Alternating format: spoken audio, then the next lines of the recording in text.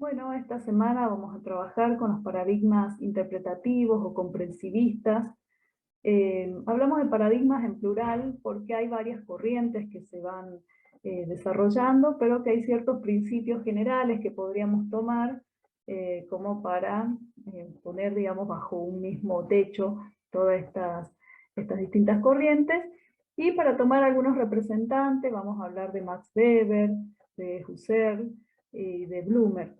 ¿Sí? Si vemos los dos primeros, las fechas de nacimiento son entre mediados, casi fines del siglo XIX, principios del siglo XX, o sea que son contemporáneos a los representantes de los otros paradigmas que vimos en las clases pasadas. Entonces podríamos decir que en tiempos históricos estaríamos dentro de la modernidad, pero los vamos a ubicar, ¿no? Es más cercano al pensamiento postmoderno, básicamente porque su hegemonía se dio, ¿no?, mucho más fuerte en la posmodernidad, y porque cuestiona algunos principios modernos, como que eran a los que sí se sujetaban, digamos, el materialismo dialéctico y el positivismo, que tiene que ver con la idea del progreso, digamos, con la idea de lo empírico, el orden científico, digamos, la importancia de la ciencia en la explicación de la realidad. Y este paradigma, si bien los primeros autores entran en un debate muy profundo acerca de cómo debe ser la ciencia, también se abre la puerta para que luego se cuestione la propia ciencia como forma de explicación de la realidad. Pero bueno, vamos a ver de qué se trata, cuáles son los elementos en común que tienen, y por qué lo vamos a ubicar dentro de la posmodernidad. A ver, voy a pasar la diapositiva. Ahí está. Hablamos de la relación de conocimiento, que tiene una forma muy diferente a la de los paradigmas que vimos, ¿no? Que entendían que había un objeto real, una realidad, que todos podíamos acceder a ella en tanto utilizáramos las técnicas y los métodos adecuados, pero que había una realidad que estaba por fuera de nosotros. En este caso, la relación de conocimiento se plantea, digamos, no en términos de objetividad, sino de intersubjetividad. ¿Por qué? Porque dice, en realidad, en los procesos sociales, lo que nos interesa no es buscar la explicación causal, sino poder comprender, interpretar cuál es el sentido, cuál es la intencionalidad que está detrás de esas acciones. Entonces, en tanto la ciencia, dice, busca establecer leyes, busca generalizar, universalizar el conocimiento, hay mucha riqueza que se pierde, que tiene que ver con los procesos singulares, humanos, que son los que nos interesan. Esa es como la premisa básica de estos paradigmas. Entonces, si hay alguien que tiene que interpretar esto que está ocurriendo, estamos hablando de un sujeto cognoscente que está en una actitud diferente, ya no sería describir, ¿no?, una cuestión descriptiva hacia un objeto dado, sino que tiene que ir construyendo ese conocimiento. Por lo tanto, el sujeto cognoscente aparece en la escena también problematizado. Necesita problematizarse para no enturbiar, digamos, esa realidad que está analizando con sus propios prejuicios. Podemos hablar de la reflexividad, y ahí les puse el dibujito de alguien mirándose al espejo, porque la palabra reflexividad tiene que ver con el reflejo, ¿no?, que es el pensarse a sí mismo en función de su propia historia, de su marco teórico, y interpelarse. Entonces, en los propios escritos, en el desarrollo del trabajo de investigación, también está situado este sujeto que describe su realidad, las trabas con las que se encuentra en el momento de realizar la investigación, ¿no?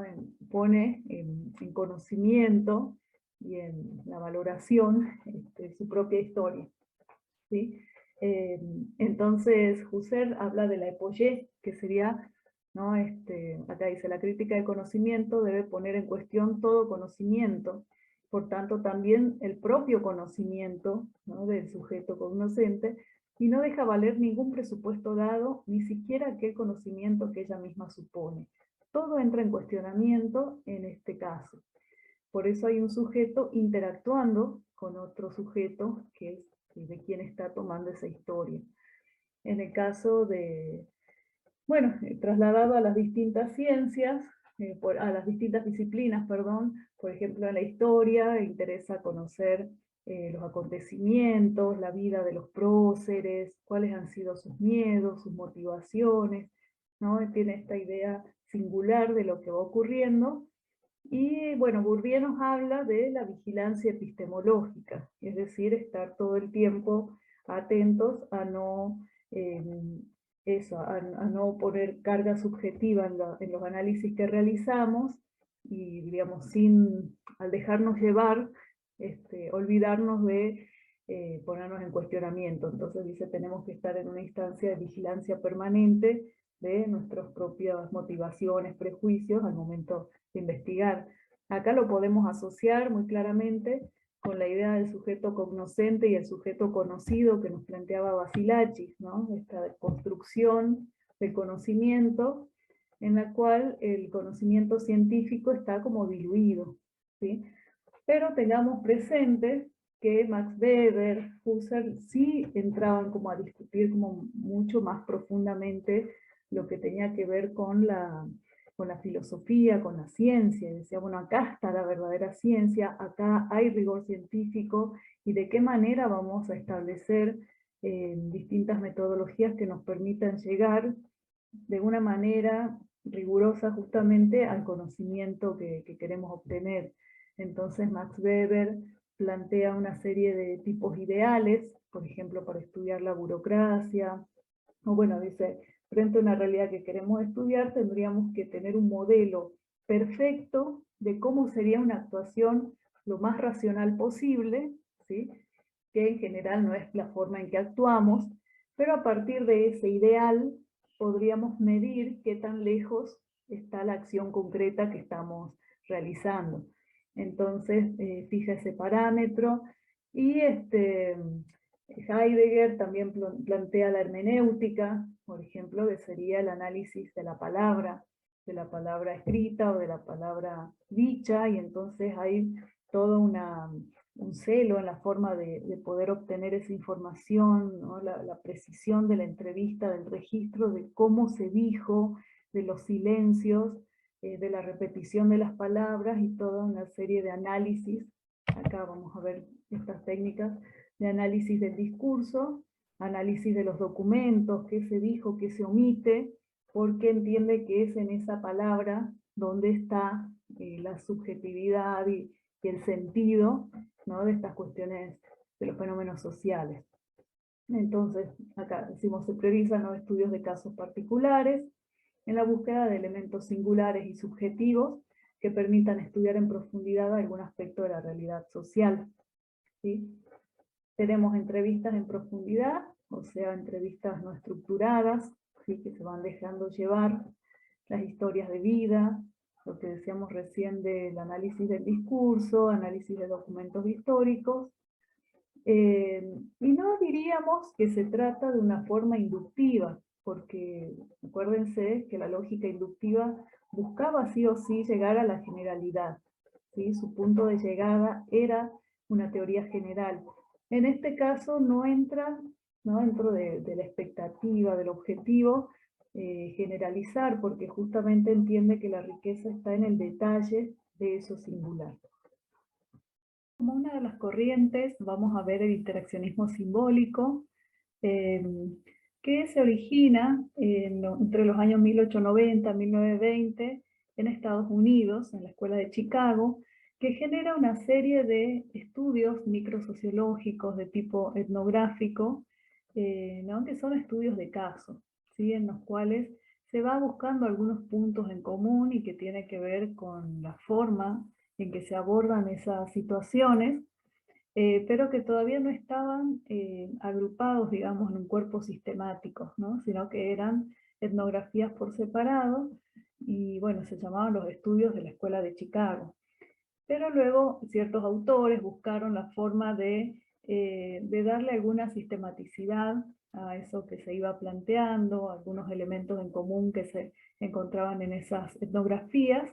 Y bueno, lo tenemos a George Smith, a Parker, a Pace, ¿sí? Y ellos establecían sobre todo una crítica o una respuesta hacia lo que era la teoría psicológica del conductismo, ¿no? Porque estaba también en boga el tema del análisis de las conductas y la modificación de las conductas, ¿no? Como lo observable, ¿sí? Con un fuerte rasgo positivista, y entonces ellos incorporan el estudio de los significados, ¿no? La necesidad de hacer visible la significación que tiene y el simbolismo, y que va por fuera, o digamos que supera la mera conducta.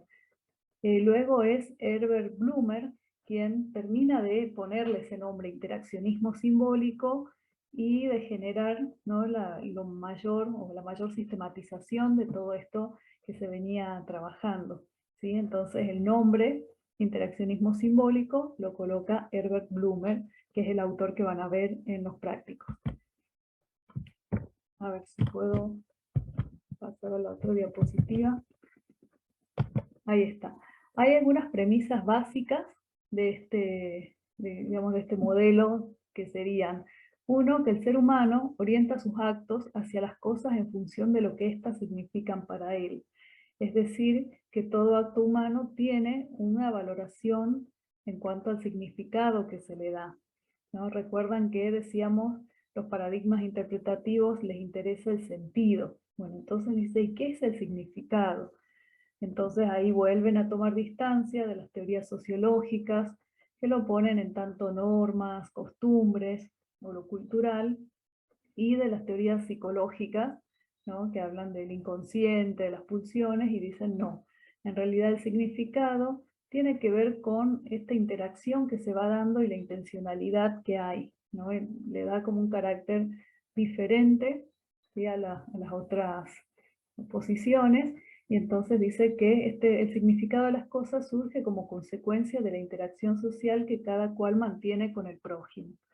Entonces lo que plantea es que frente a cualquier acción, una persona en primer lugar interactúa consigo misma, y entonces piensa, bueno, voy a hacer esto, me voy a inscribir en la facultad, qué es lo que tengo que llevar, qué es lo que espero que me pregunten, cómo tengo que ir vestido o vestida, bueno, esa forma de preguntarnos y anticiparnos a los hechos en función del lugar al que voy. ¿Será una facultad formal o no? Bueno, todo esto que va pasando por nuestra cabeza es como un diálogo con nosotros mismos, que es la primera instancia de interacción, y que luego entra en contacto con esa interacción con el otro, ¿sí? Que responde de la manera que esperábamos o no, porque puede por ahí descolocarnos la respuesta que nos dan, y entonces nosotros volvemos a plantear otra respuesta. Entonces dice, permanentemente estamos en ese intercambio. Y vamos modificando a la vez todas nuestras ideas previas, y vamos generando acciones cargadas de este significado. Entonces, como tercera premisa, los significados se manipulan y modifican mediante un proceso interpretativo desarrollado por la persona al enfrentarse con las cosas que va hallando a su paso. Entonces, tiene una perspectiva de instituciones que permanentemente están en transformación. Acá dice, la vida de toda sociedad humana consiste necesariamente en un proceso ininterrumpido de ensamblaje de las actividades de sus miembros. Entonces, la forma en que yo interactúo con los miembros de mi familia, y después la forma en que interactúo en la facultad, y la forma en que interactúo en una reunión con amigos, y todo eso va ensamblándose y va generando hábitos, costumbres, ¿sí? Todo lo que es nuestra vida cotidiana. Entonces ahí aclara que no es que nosotros actuamos en función de ciertas reglas ya dadas, ¿no? Como instituciones rígidas, sino que permanentemente las vamos modificando. En eso también toma distancia de lo que sería tal vez el positivismo, con esta idea de las instituciones más serias, más rígidas, decíamos, estructuradas, ¿no? Como lo habíamos visto, como núcleos de un sistema que hay que preservar. Pero esto que yo les estoy diciendo, en realidad, no es como lo presenta Blumer. ¿Por qué? Porque una de las cuestiones que también caracteriza a esta corriente es que no entra en debate claro con las teorías europeas.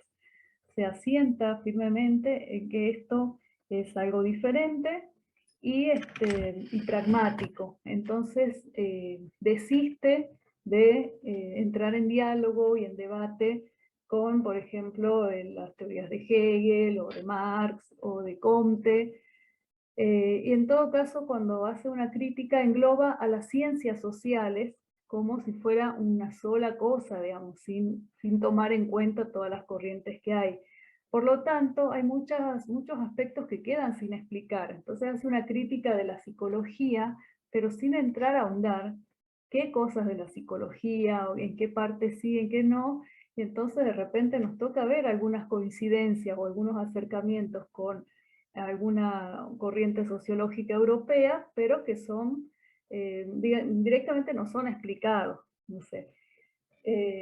Y bueno, eso, por ejemplo, ya estaba desarrollada la teoría interpretativa de Weber, y no es tomada acá también para debatirla, sino que cuando habla de las ciencias sociales en general, pareciera estar hablando de positivismo, aunque no lo explicita. Bueno, realiza principalmente, como decíamos, estudios microsociológicos y centra su atención en los procesos de interacción entre agentes sociales. ¿Por qué se llaman agentes sociales? Porque se entienden que son quienes van creando, ¿sí?, las distintas costumbres, los distintos hábitos. Entonces las instituciones, como decíamos recién, se consideran productos de negociaciones, por lo tanto no tendrían un carácter estático. Por ejemplo, hay estudios sobre el aspecto laboral, ¿no? Siempre el tema del trabajo es un tema que genera interés en la sociología o en los distintos espacios de las ciencias sociales, pero en este caso lo que estudia son las profesiones liberales, ¿no? Como decir la profesión de un abogado. Y entonces plantea que más allá de lo que diga el organigrama, ¿no?, estos esquemas que dicen quién es el jefe, cuáles son las funciones, las metas, dice en realidad se va creando cotidianamente y a través de las negociaciones ese ámbito laboral. Digamos, en la crítica principal a esta corriente, para terminar de cerrar esta idea de lo laboral, es que al no ahondar en cuestiones epistemológicas más profundas, las conclusiones no tienen un grado de generalidad que permitan analizar los fenómenos macrosociológicos.